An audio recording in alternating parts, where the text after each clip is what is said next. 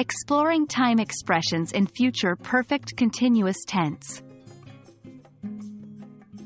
Hello everyone and welcome back to our English language learning series.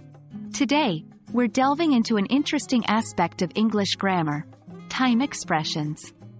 Specifically, we're going to talk about the time expressions we use with the future perfect continuous tense. This might sound complex, but don't worry, by the end of this video, it'll all be clear.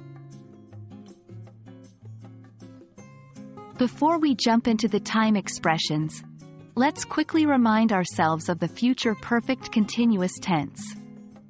This tense describes an action that will start in the future, continue for some time, and will still be happening by a certain point in the future. For example, by 5 p.m., I will have been working for 8 hours. Now, let's move on to the time expressions used with this tense. These expressions usually indicate the point in the future, until which the action will be continuing. 1. By plus time, moment. This phrase shows the future moment when the action will stop.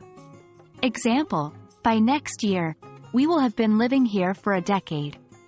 2. For plus duration. This shows how long the action will continue.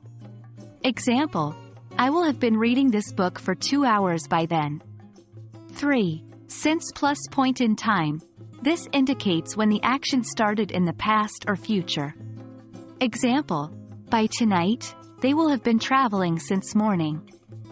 4. All day per week per month per year. These phrases show the entire duration the action will be continuing. Example, by tomorrow, she will have been studying all day.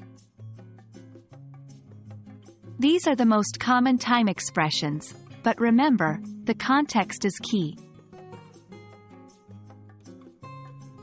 Now, let's practice with some examples. 1. By the time you arrive, we will have been waiting for 3 hours. 2. He will have been working here since 2025 by next month. 3. They will have been driving all day by the time they reach California. Try to make your own sentences using these time expressions. Well, there we have it. We've covered the most common time expressions for the future perfect continuous tense. These expressions will help you to communicate complex ideas about the future more clearly. Remember, practice makes perfect, so keep using these in your everyday English. Thank you for watching, and I hope you found this video helpful. See you in our next lesson.